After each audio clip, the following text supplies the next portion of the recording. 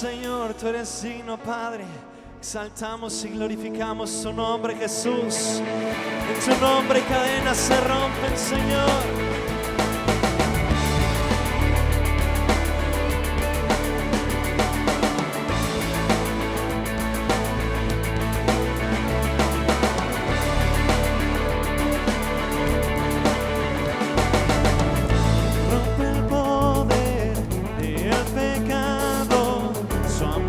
Fuerte y poderoso, el Rey de gloria, el Rey de majestad.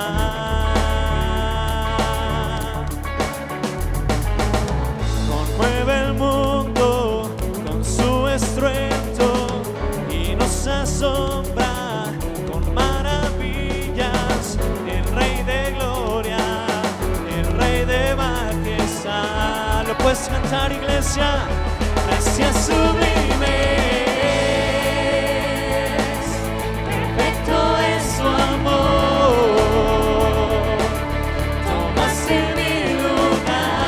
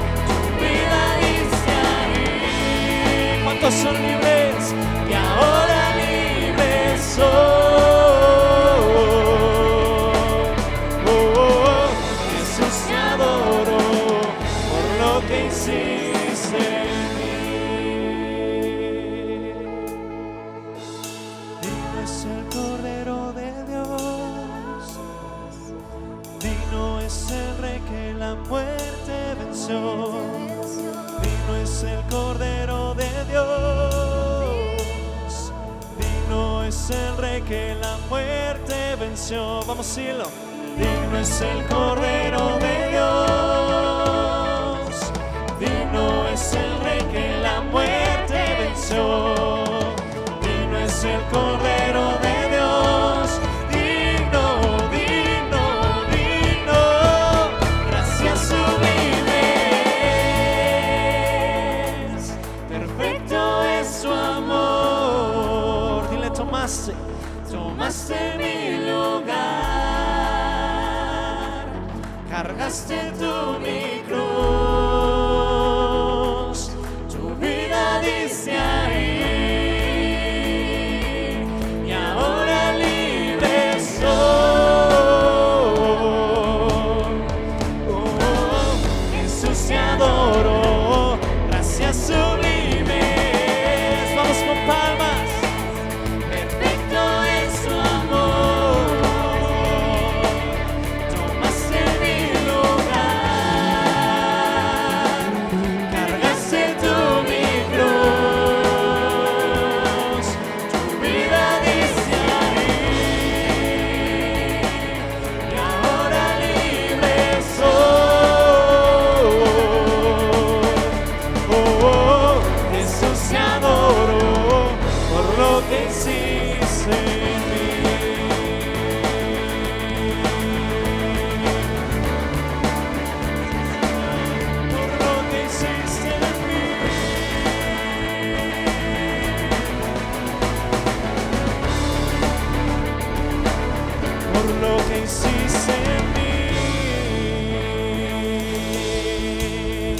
Vamos a darle un fuerte aplauso a Jesús ahí en tu lugar, con todo tu corazón. Tú eres digno, Señor. Gracias, Dios. Gracias por ser ese Padre bondadoso que entregó a su Hijo por nosotros, que murió en nuestro lugar. Te recordamos, Cordero, te exaltamos.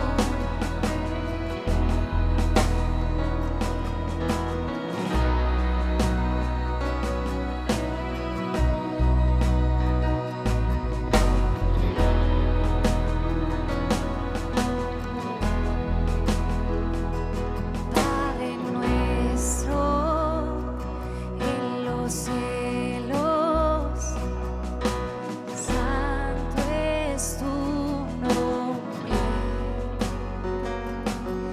Que venga tu reino y tú en tu voluntad, aquí como en el cielo, venga aquí como en el cielo, que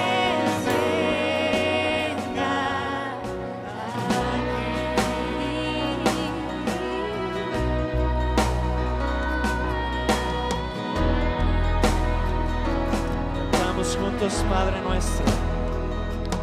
Padre nuestro en los cielos, santo es tu nombre. Que venga tu reino, tu voluntad también.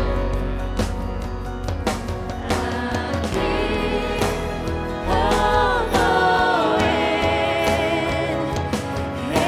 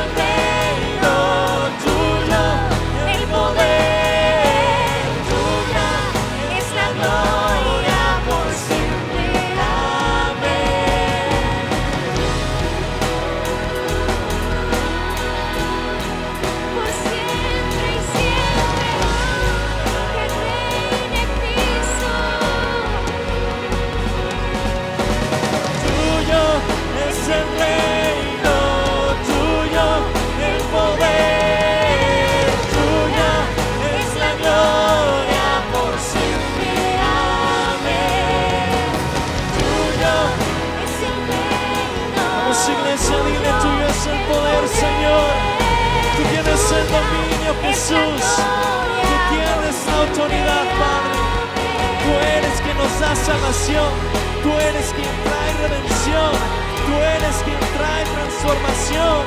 Trae tu Espíritu Santo, Señor, a nuestros hogares. Danos sanidad, Padre. Danos sanidad física, Jesús. Danos sanidad emocional, en ti confiamos. Restauranos nuestra relación con nuestro Padre. Gracias, Jesús. Como iglesia, dile: tuyo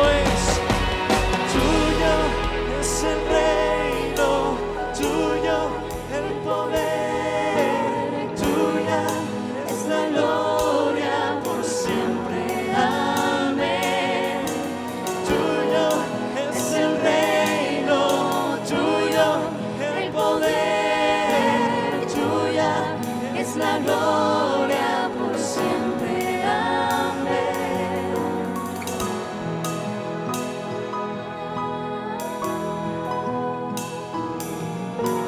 Reina Cristo,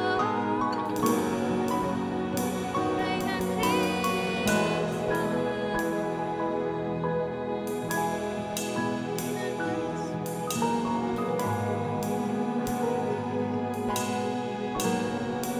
Te amamos a ti, Señor. Tú eres el Padre nuestro. Tú eres nuestro Padre.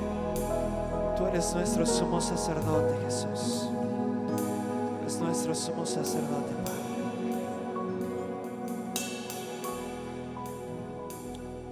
Confiamos en ti, Señor. Padre, porque para ti no hay imposibles. Tú eres el Dios de lo imposible, Señor. Tú eres el Dios de lo imposible, Padre. Sigue adorándole ahí en tu lugar, iglesia.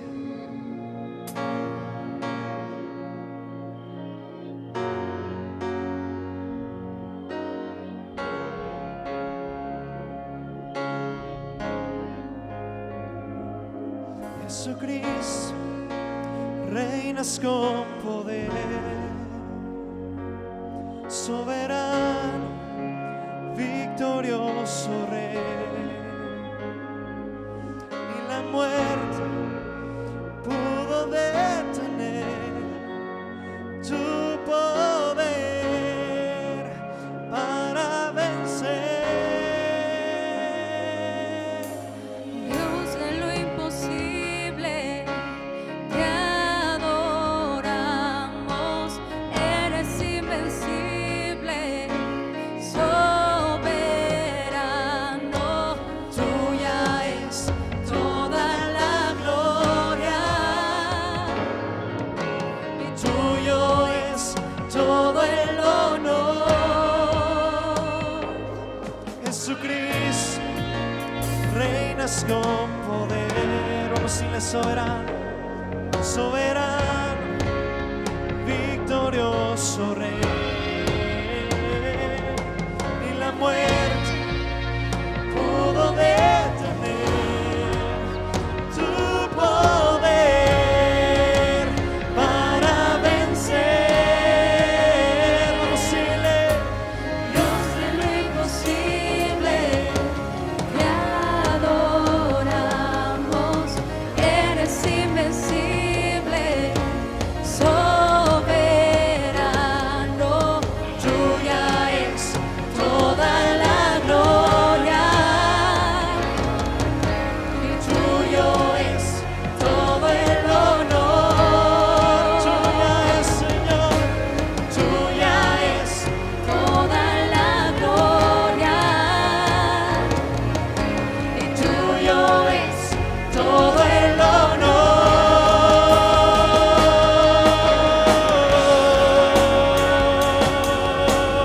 te adoramos.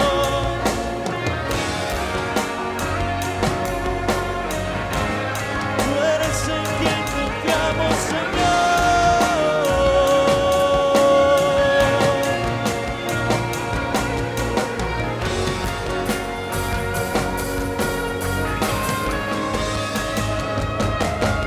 Dios de lo imposible, Te adoramos, eres invencible, soberano, tuya es toda la gloria,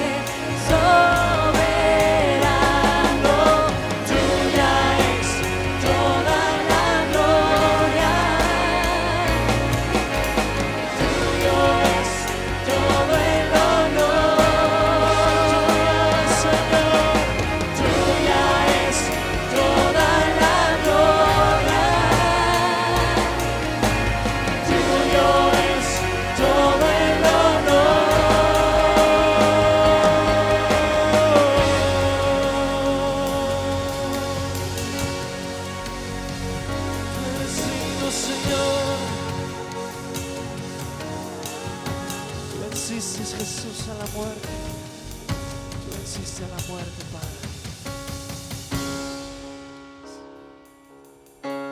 Te adoramos.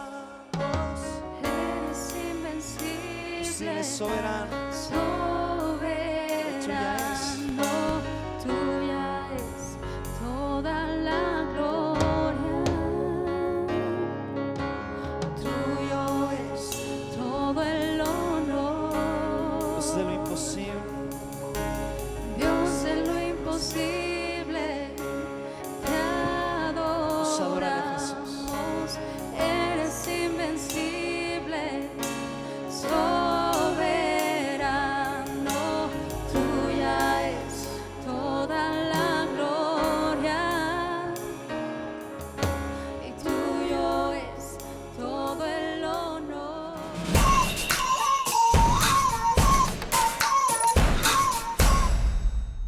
Excelente tiempo tuvimos de alabanza, de adoración y realmente deseamos que en casa tú puedas mantener este espíritu de adoración, ¿verdad? En tu corazón, con tu familia, o si estás tú solo, tu esposa, tu esposo, no lo sé, pero qué tiempo de bendición tenemos, al menos en esta forma a través de la iglesia en línea.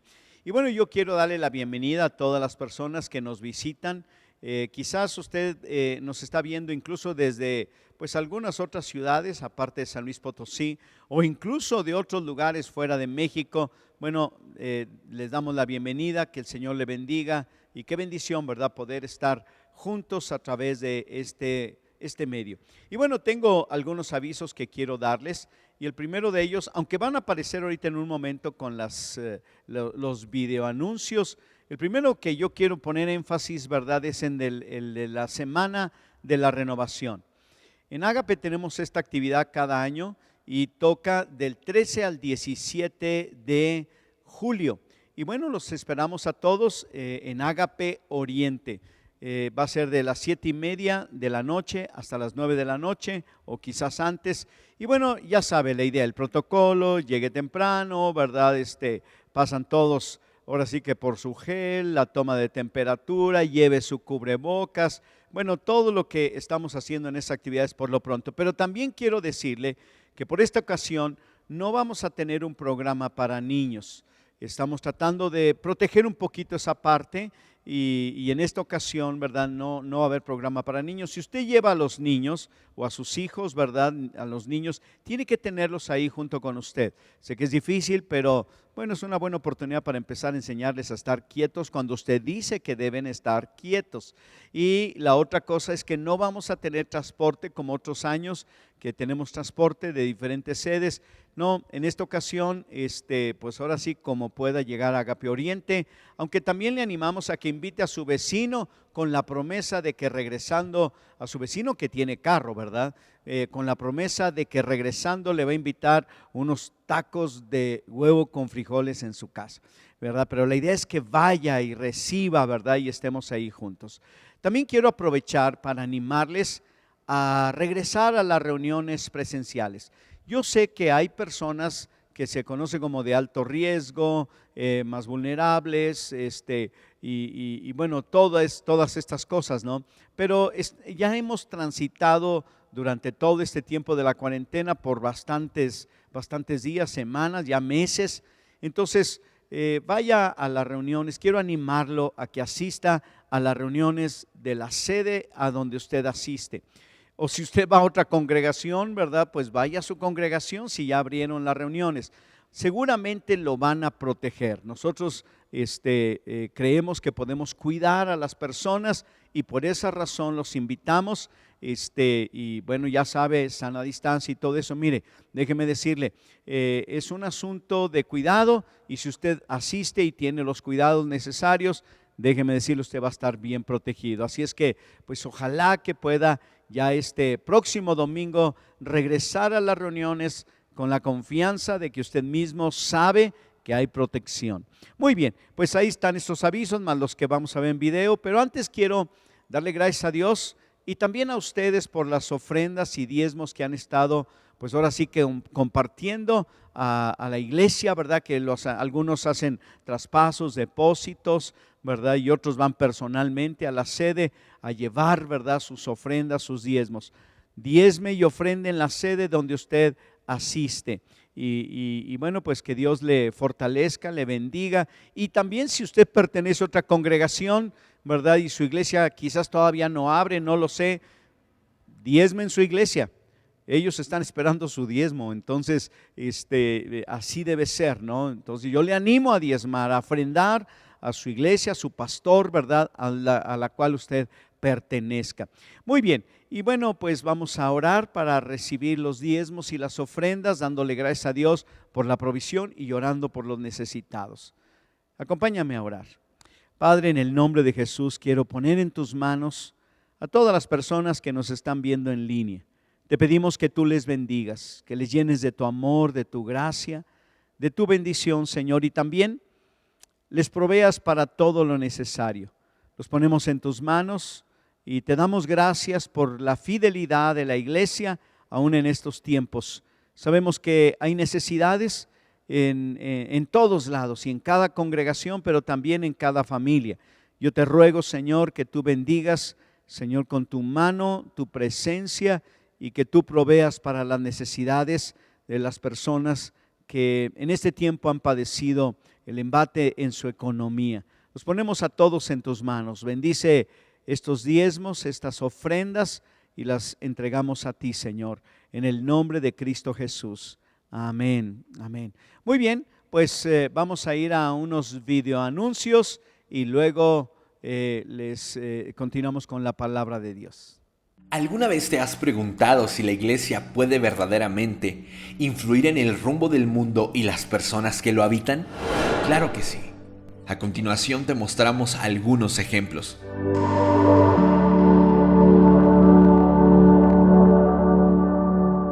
La iglesia es el principal vehículo propagador del evangelio. Ha predicado el mensaje de salvación a través de muchas generaciones. Como consecuencia, las personas han encontrado una nueva vida en Jesús mediante el testimonio de las iglesias locales y de las iniciativas misioneras. De igual manera, la iglesia ha practicado la compasión de Dios para la vida de las personas. Es muy común que exista la crueldad y la necesidad en este mundo que habitamos. En medio de esta depravación, la iglesia ha practicado el mandato que Jesús mencionó durante su estancia en la tierra. Ama a tu prójimo como a ti mismo. La iglesia manifiesta la compasión de Dios fundando hospitales, casas de asistencia, comedores, orfanatos y otros ministerios para ayudar a los pobres y gente sin esperanza. La iglesia se ha encargado de distribuir la palabra de Dios por todo el mundo. Diversos ministerios alrededor del planeta han sumado esfuerzos para la traducción de la Biblia a diferentes dialectos. También se han creado diferentes traducciones para una mejor comprensión del lector. Creemos firmemente que al final de los siglos, todas las naciones serán bendecidas a través de la iglesia. Gracias a esto podemos afirmar que lo mejor está por llegar. Para que esta transformación ocurra, no basta solo la presencia física de las iglesias. Cada iglesia local debe de comprender su función y llevar de manera esforzada la verdad de Dios a todas las personas. ¿De qué manera podemos participar tú y yo para que la iglesia siga siendo verdaderamente útil a la hora de influir de manera sagaz en el rumbo del mundo y las personas que lo habitan?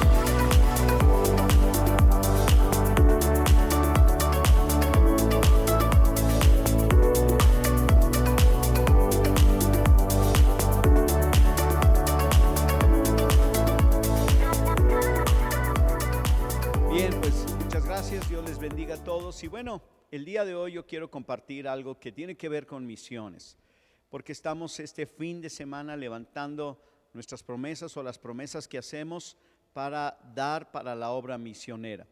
Nuestra congregación Ágape desde hace muchos años ha utilizado el sistema que se conoce como la promesa de fe. ¿Qué es la promesa de fe? Muchas personas piensan que la promesa de fe es una deuda, ¿verdad? Donde las personas firman una boletita y deben eso como si fuera un pagaré. Pero déjeme decirle que no. La promesa de fe no es una promesa de dar dinero, es una promesa a tener la fe suficiente para poder dar a la obra misionera, para la obra del Señor. Así es que, pues yo quiero en este tiempo, ¿verdad?, hablar precisamente de misiones, porque estamos en un tiempo de levantar esta promesa de fe para las misiones. Y bueno, también quiero decirles que es un desafío, claro, porque es un desafío para la fe, pero tú mismo, ahora sí que te matas solito, ¿verdad? ¿En qué sentido? Por ejemplo, cuando tú escribes una boleta y tú dices, yo voy a creer que puedo recibir y dar extra o de lo que tengo o de donde sea, y voy a creerlo, ¿verdad? Que Dios me va a dar, por ejemplo, 300 o 500 pesos mensuales. Entonces, tú mes por mes estás orando para que Dios te bendiga, ¿verdad? Y creyendo que Dios te lo va a dar. Esa es la mecánica de la promesa de fe y obviamente para sostenimiento de los obreros. En cada sede siempre tenemos sobres especiales para misiones y bueno, esa es la idea, se le llama intercultural también. Y bueno, hablando precisamente de las misiones, ¿verdad? Y de esto, el tema que yo quiero compartirles hoy se llama la naturaleza misionera de la iglesia. La naturaleza misionera de la iglesia. Hace algunas semanas, ¿verdad? Cuando apenas regresamos de lo que fue la cuarentena y que regresamos precisamente a las reuniones presenciales, y seguramente también los que ven en línea nos escucharon hablar acerca de que la iglesia es esencial. Mencionamos también que además de que es esencial, veíamos acerca de la iglesia como luz y sal del mundo, y eso hace a la iglesia esencial. En contradicción en parte, ¿verdad? Porque el gobierno había puesto en el nivel de no esencial a todo lo que tiene que ver con iglesias, servicios, cultos y todo esto, ¿no? Entonces dijimos, no, la iglesia es esencial, ¿verdad? Pero ahora yo voy a hablar acerca de la esencia de la iglesia. O sea, ya sabemos que la iglesia es esencial, pero yo quiero compartir acerca de la esencia de la iglesia. En otras palabras, ¿cuál es la esencia de la iglesia? ¿Qué es la iglesia y cómo se define lo que es la iglesia o su esencia? De eso les voy a compartir el día de hoy. ¿Cuál es su naturaleza y cuáles son las características que esencialmente describen lo que es la iglesia? Y bueno, hay hablar de la naturaleza de la iglesia, ¿verdad? Tenemos que reconocer que este mensaje no es para hablar de todo lo que es la iglesia, porque la verdad es que hay mucho más que hablar en simplemente 30 minutos, pero al menos una de los segmentos que conforman la esencia de la iglesia, y es precisamente la naturaleza misionera de la iglesia. La iglesia en esencia es misionera. Fíjense bien, la iglesia en esencia es misionera y en consecuencia de eso que es esencial, la iglesia hace misiones. Ahora, ¿por qué hago esta diferencia? Porque es algo que no se puede evitar. O sea, no importa lo que seas, dónde te encuentres, no importa si la iglesia está en China o en Corea o en Sudamérica, la iglesia de Jesucristo, su cuerpo, es en esencia misionero o en esencia misionera, pero en consecuencia hace misiones. Pero el hacer misiones no siempre se mira en las iglesias. Suena extraño, ¿verdad? Claro, es como todo, ¿no? Yo soy padre de familia, pero no necesariamente voy a ser verdadero voy a actuar como un verdadero padre para mis hijos cuando hago algo incorrecto o simplemente atento contra su integridad o lo que sea, ¿verdad? Entonces, claro, en esencia soy su papá, pero ya cuando hablo de la paternidad y de dar paternidad, a veces puedo fallar, ¿no? La iglesia, lamentablemente, a través de la historia, pues ha fallado en hacer misiones, aunque sí tenemos que reconocer que no importa cuántos años hayan pasado, la iglesia en esencia sigue siendo misionero. Ahora, antes de hablar de la naturaleza de la iglesia o de la naturaleza misionera de la iglesia, es necesario entender primero cuál es el resultado del propósito eterno de Dios. ¿Qué es lo que Dios quiere? Obviamente establecer su reino, obviamente establecer su soberanía y el reino universal del Señor, ¿verdad? Que está, que abarca todo el universo, ¿no? De alguna manera podríamos tener. Ahora, un propósito de Dios para la humanidad, hay mucho más que lo que les voy a decir, pero solamente estamos enfocados en esto. Un propósito es la salvación de la humanidad. No es el único propósito, no nos salva para dejarnos huérfanos allí, ¿verdad? O solos, no. Es mucho más que simplemente salvarnos de nuestros pecados y librarnos de la condenación eterna. Pero de alguna manera ese es parte del propósito eterno de Dios. ¿Y cómo lo hace Dios? A través de la encarnación. La encarnación es el acto supremo de la misión de Dios. Si el propósito de Dios es salvar a la humanidad, parte de su propósito, entonces la encarnación es precisamente el deseo de Dios por hacer valer y cumplir esa salvación que Él ha puesto. Ahora, voy a leer la palabra de Dios en Gálatas, capítulo número 4, versículo 4.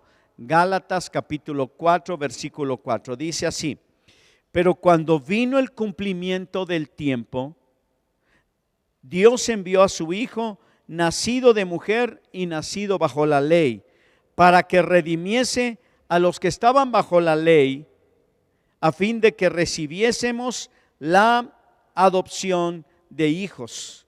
Cuando vino el cumplimiento, Dios se encarnó y entonces Jesucristo, el Hijo de Dios, nace siendo 100% Dios, 100% hombre, nace de mujer, dice la Biblia, pero es Dios mismo. La Biblia habla abundantemente de la preexistencia de Jesucristo, el Verbo de Dios. Entonces, ellos decidieron, ¿verdad?, de alguna manera encarnarse, ¿verdad?, y hacerse como uno de nosotros.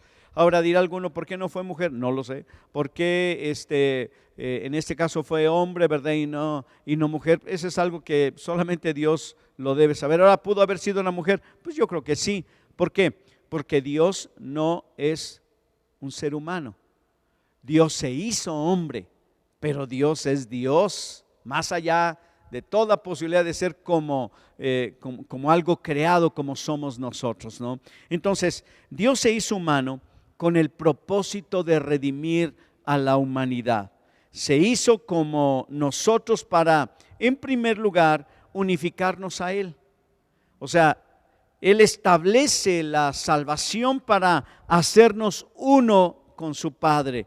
Dios también, ¿verdad?, se encarna para redimir a un pueblo que finalmente llegaría a apartarlo de entre los demás, y de esta manera se conoce como santificación. Entonces nos unifica y nos santifica. Propósito de la encarnación.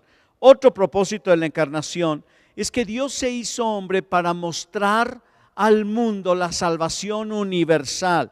En otras palabras, Jesús murió por el mundo entero, no por unos cuantos, y tampoco quizás ya elegidos desde antes, no, simplemente la Biblia lo dice en Juan 3:16, murió por todos, por todo el mundo. Y entonces esto hace que la encarnación muestra una salvación universal. Dios también se hizo humano para formar un pueblo que encarnara su misión, o sea, la misión de Dios, y fuera al mundo a proclamar las buenas nuevas. En resumen, podríamos decir, ¿verdad?, que la encarnación de Cristo, en Cristo tenía el propósito de formar un pueblo para Él, que fuera uno con Él y que de alguna manera fuera apartado, esto es santificado. También, ¿verdad?, que llevar el mensaje de Cristo Jesús para todos, y en este llevar se convierte precisamente en una iglesia que proclama la misión salvadora de Dios hacia el mundo. Esto nos lleva a pensar en estas 4 características de la iglesia, lo que es la iglesia, lo que es la iglesia. En la naturaleza misionera es lo que es la iglesia. Claro, en consecuencia hace misiones, eso es lo que hace la iglesia, pero en primer lugar es precisamente lo que es. Ahora, quiero definir lo que es la iglesia. Y no precisamente la iglesia a donde tú asistes cada domingo, si es que tú asistes a una congregación cristiana. Estoy hablando de la iglesia como cuerpo místico y universal, extendido sobre la faz de la tierra, ¿verdad? Y que pertenece a Jesucristo. ¿Cómo se puede definir la iglesia? ¿Qué es la iglesia? Bueno, aquí hay una definición aceptable, se las voy a decir. Dice, es la comunión o la comunidad de creyentes en Jesucristo que han sido redimidos por su sangre y que viven bajo el señorío de Cristo. Esto significa que los cristianos que componen la iglesia son algo más que simplemente asistir los domingos a una congregación determinada. Fíjate bien, ¿verdad? Son personas, hombres y mujeres y niños y ancianos y todas las personas que han sido redimidos por la sangre de Cristo, por medio de la fe, y pertenecen, ¿verdad?, a Cristo Jesús, y claro, obviamente están bajo el señorío de Cristo. Alguien mencionó que la iglesia era la comunidad del rey. Me gusta esta definición. O sea, un grupo de personas que tienen algo en común y que se asocian entre ellos gracias a que tienen el mismo rey. Por eso es la comunidad del rey. Eso es solamente en esencia lo que podríamos definir la iglesia. Ahora, en la composición de la iglesia, en su ADN, en su esencia, lo que es, ¿verdad?, se puede resumir en 4 cosas que también ya lo mencionamos en la encarnación. El propósito de Cristo era, cuando vino, mostrar el camino al Padre para hacer de 2 pueblos uno solo. Esto es el mundo o los redimidos y Dios. Santificarlos, ¿verdad? Y luego también que fuera para toda la tierra, ¿verdad? Para todo el mundo la oportunidad de ser parte de Dios y del cuerpo de Cristo, y luego que esta iglesia proclamara las verdades de Cristo Jesús. Ahora, en esta naturaleza de la iglesia hay 4 cosas. En primer lugar, lo voy a decir así rapidito. Es una, es santa, es universal y es apostólica o enviada por Dios. En esas 4 frases, son como 4 lados, ¿no? Como 4 puntos cardinales. Y bueno, en primer lugar, la iglesia es una porque es un cuerpo. Lo voy a leer en el capítulo número 1 de Efesios, perdón, el capítulo 4 de Efesios. En Efesios capítulo 4, en el versículo número 3 dice así: solícitos en guardar la unidad del Espíritu en el vínculo de la paz, un cuerpo y un espíritu, como también fuisteis llamados a una misma esperanza de vuestra vocación, un Señor, una fe, un bautismo, un Dios y Padre de todos, el cual es sobre todos y por todos y en todos. Pero en el versículo número 4 dice un cuerpo. En otras palabras, la iglesia es una. Así como hay un solo Dios, un solo Señor, una sola fe, hay una sola iglesia. Yo sé que van a decir, pastor, pero vemos iglesias por todos lados. Incluso hay iglesias en ciertos lugares donde hay, hasta en la misma cuadra puede haber 2 iglesias, ¿no? Y déjeme decirle, hay lugares en otras partes del mundo donde hay prácticamente una iglesia en cada calle de ese pueblo, ¿verdad? Por decirlo, ¿no? Sí, así se le denomina a los grupos que representan al cuerpo de Cristo, ¿no? Pero simplemente es la iglesia local. Pero cuando hablamos de la iglesia de Cristo como cuerpo de Cristo, donde Cristo es la cabeza, encontramos que es una sola. No hay más iglesias. Eso significa, y nos preguntamos, ¿verdad? ¿Habrá salvación fuera de la iglesia si hay un solo cuerpo? Claro, la salvación está fuera, pero sirve para meternos al cuerpo. No hay otra forma, ¿verdad? Y una persona cuando reconoce a Jesús, quiera o no quiera, cuando le acepta como su Señor y su Salvador, quiera o no quiera, va a ser parte de la iglesia. Si tú has sido redimido por la sangre de Cristo y has nacido de nuevo, entras directamente a la iglesia. Entonces eres parte de este cuerpo místico, universal, extendido, que no se mira a simple vista, porque puede ser que tú andes caminando por una calle donde hay mucha gente y algunos de ellos sean parte del cuerpo de Cristo, como tú lo eres, pero tú no lo sabes. Pero así es, hay una sola iglesia. Segundo, es santa. Ahora, estamos hablando de la iglesia como esencia. Efesios capítulo número 1 dice de la siguiente manera. En el versículo 3, Efesios 1:3 dice: bendito sea el Dios y Padre de nuestro Señor Jesucristo, que nos bendijo con toda bendición espiritual en los lugares celestiales en Cristo, según nos escogió en Él antes de la fundación del mundo, ojo, para que fuésemos santos y sin mancha delante de Él. ¿Qué significa santo? Es una palabra que se ha utilizado para muchas cosas, ¿no? Hay santos para todos, ¿no? Hasta mi esposa me dice que el santo pastor, ¿verdad? Imagínense nada más de dónde sacó esa frase, ¿no? Pero déjame decirte una cosa. La palabra santo significa apartado. Ahora religiosamente se utiliza la palabra santo para, describir a personajes del pasado que ya murieron, porque según la religión tradicional, ¿verdad? En México, ¿verdad? Un santo es aquel que para ser santo tiene que haberse muerto, ¿no? Pero según la palabra de Dios, una persona que ha sido apartada para servir a Cristo del mundo por causa de la sangre de Cristo que lo ha redimido, que le ha puesto el sello de la salvación de Cristo, entonces ya está apartado. Y entonces significa que es santo. Se puede ser santo en este tiempo. Es algo que Dios nos ha llamado a vivir y hacer. La iglesia en esencia es santa, apartada para cumplir su llamado, para cumplir su propósito y su naturaleza. En tercer lugar, la iglesia es universal. Vamos a ver en Efesios 2:14, ahí enseguida.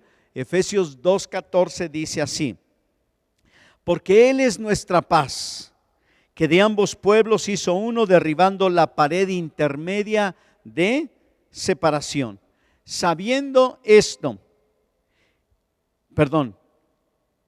Aboliendo en su carne las enemistades, la ley de los mandamientos expresados en ordenanzas, para crear en sí mismo de los dos un solo y nuevo hombre, haciendo la paz. Y mediante la cruz reconciliar con Dios a ambos en un solo cuerpo, matando en ellas las enemistades. Y vino y anunció las buenas nuevas de paz a ustedes que estaban lejos y a los que estaban cerca. Porque por medio de Él los unos y los otros tenemos entrada por un mismo espíritu al Padre. Así que ya no sois extranjeros ni advenedizos, sino conciudadanos de los santos y miembros de la familia de Dios.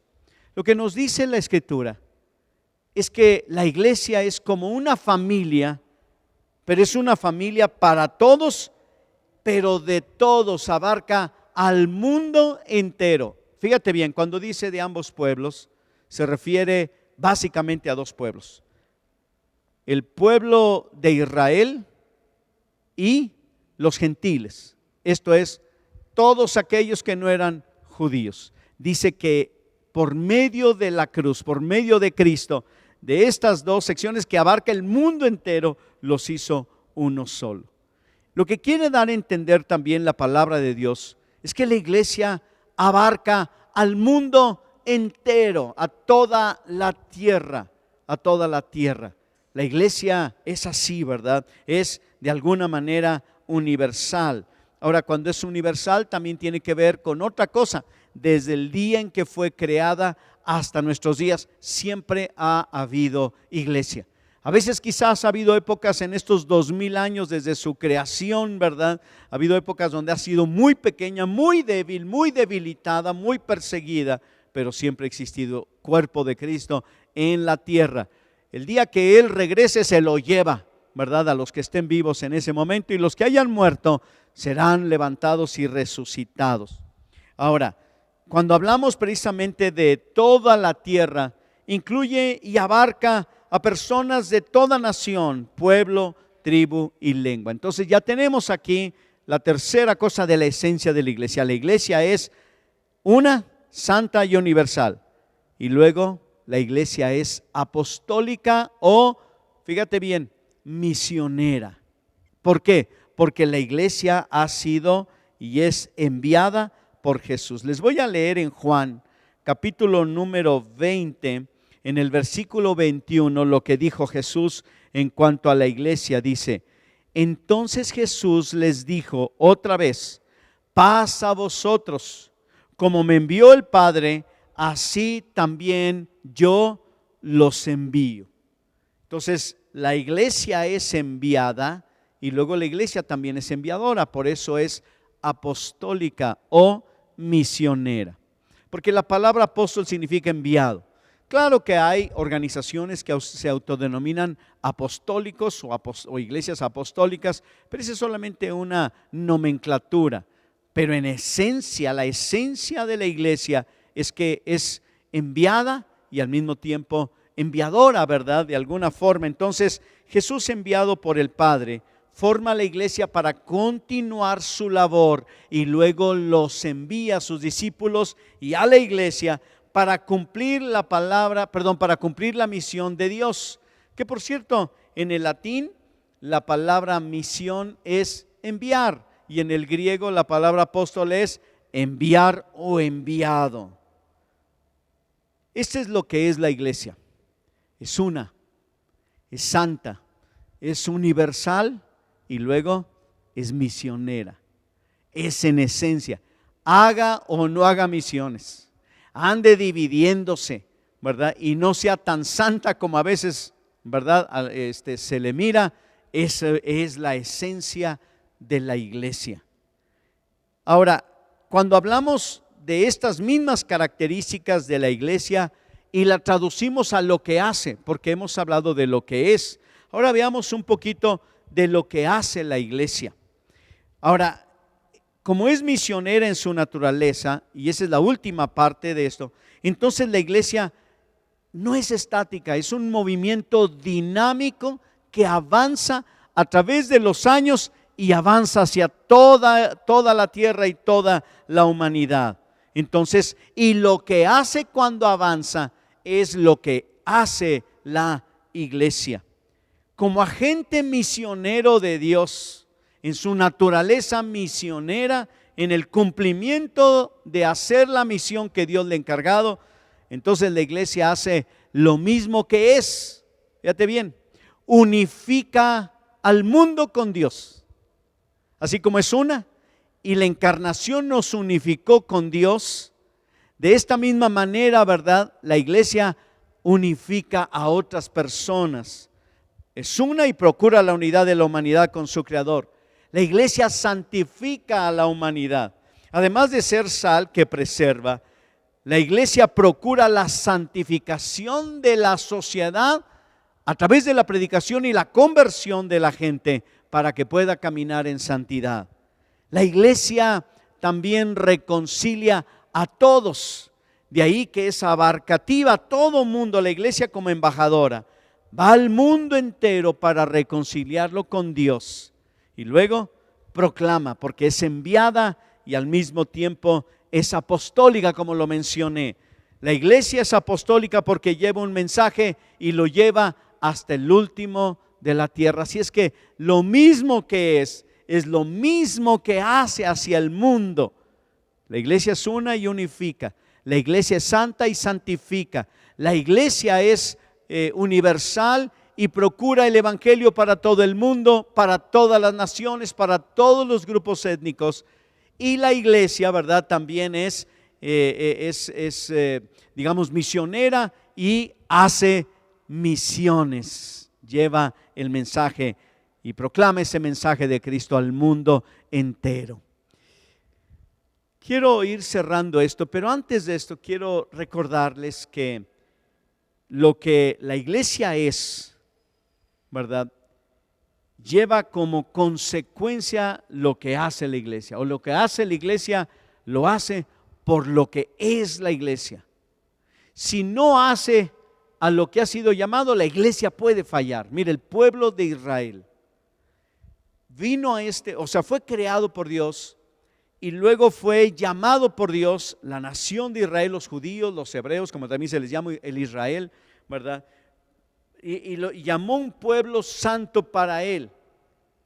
Pero no era nada más para decir que quería unos cuantos para que le adorasen y fuese algo especial. No. Hay dos motivos importantes por qué Dios apartó un pueblo de entre todas las naciones llamado Israel. El primero de ellos era para traer al Mesías. Ese es bien importante. Esto me lo dijo un judío, ¿verdad? Un judío que cree en Jesús. Dijo, la gente piensa que ser judío es lo más bonito y hermoso, pero se les ha olvidado que realmente Dios nos escogió a los judíos para traer al Mesías y luego en consecuencia darlo a conocer al mundo entero. Entonces Dios escoge a Israel para que proclame la gloria de Dios entre las naciones y para traer al Mesías. Eso significa que lo que recibió Israel, claro, como elección es única, ¿verdad? Pero como objetivo y como propósito es el que a veces yo veo que no lo está cumpliendo Israel, no lo ha cumplido. Entonces Dios decide levantar un nuevo pueblo que es la iglesia. ¿Para qué? Para llevar el mensaje de Cristo Jesús a las naciones, a las personas, y de esta manera entonces poder, ¿verdad?, ver que el mundo entero conozca de Jesucristo. Ahora, en conclusión, debemos entender que somos como iglesia creación de Dios. No es idea mía, no es idea de otras personas, es idea de Dios. Debemos, en segundo lugar, aceptar el propósito dinámico de la iglesia. No es para hacer nada más, sino para hacer lo que debemos hacer. Es necesario entender que por naturaleza la iglesia es misionera. Que por naturaleza la iglesia es misionera. Por lo tanto, la iglesia expresa su naturaleza a través de actividades misioneras, como por ejemplo lo que estamos haciendo ahora de levantar las promesas de fe para el sostenimiento de los obreros, ¿verdad? Eso es parte de lo que hace la iglesia, pero nace de lo que es la iglesia. La iglesia es por naturaleza misionera y por lo tanto hace actividades misioneras. Ahora, la iglesia por naturaleza es misionera, pero lamentablemente vemos que a veces no hace lo que tiene que hacer, ¿verdad?, en cuanto a las misiones. También hacemos misiones a través de ir, de orar, de sostener y de participar en el extendimiento a través de la proclamación del evangelio, en el extendimiento del reino de Dios. La naturaleza misionera de la iglesia debe verse como la vida misma de la iglesia. O sea, claro que podemos adorar a Dios, claro que debemos enseñar la palabra de Dios, pero no nos olvidemos que la naturaleza de la iglesia es hacer discípulos en las naciones. Y esto de hacer discípulos es algo que debemos también entender. Debemos vivir intencionalmente la naturaleza misionera de la iglesia a través del ministerio intercultural que tenemos en nuestra congregación, que nos invitan a dar a orar, a ir a las naciones y predicar el mensaje de Jesús. Toda la iglesia, todo el conjunto de creyentes debemos ser parte del movimiento misionero de la iglesia. En otras palabras, no tenemos misioneros, sino somos una iglesia misionera, porque la iglesia por naturaleza es misionera, y Dios le ha placido llamar de entre nosotros a algunos para enviarlos a la obra intercultural. Y finalmente, pues debemos ser fieles a nuestra naturaleza. ¿Sabe que Dios es un Dios santo y Él es fiel a su naturaleza? Él no va a echar mentiras. Él no va a mentir. Entonces, si Él es fiel a su naturaleza, ¿verdad? Él va a vivir conforme a eso. La iglesia por naturaleza es misionera. Por lo tanto, nosotros necesitamos entender que debemos ser fieles a esto. Ahora que levantamos las promesas de fe para misiones, recuerden, no es lo único que se hace, pero es algo que podemos hacer también.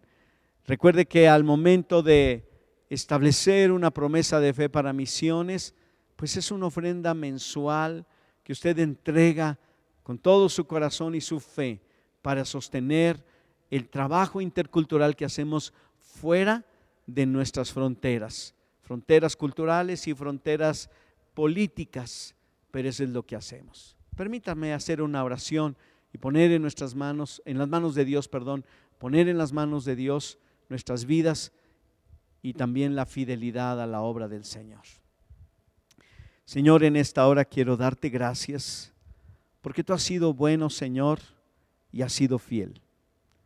Tú nos has enseñado hoy que la iglesia es misionera por naturaleza, que no es que unos son misioneros y otros no, todos somos misioneros, es nuestra naturaleza. Te pedimos que nos perdones, porque muchas veces nosotros hacemos diferencias y creemos que cómodamente desde nuestra ciudad o localidad o casa o nuestra iglesia, ¿verdad? Ya estamos de alguna manera exentos de lo que tú quieres hacer en el mundo entero. Perdónanos por no predicar el evangelio, perdónanos por no compartir a los que nos rodean y perdónanos, Señor, por olvidarnos de las naciones que nos están esperando. Te ruego, Señor, que nos des una visión más allá de nuestra propia casa o nuestro propio barrio y podemos, Señor, ver tu gloria entre las naciones, porque para eso tú nos has llamado. También ayúdanos a tener fidelidad, Señor, al llamado, de tal manera que aún en las ofrendas, en el llamado y en la oración, en todo lo que hacemos, podamos expresar lo que somos.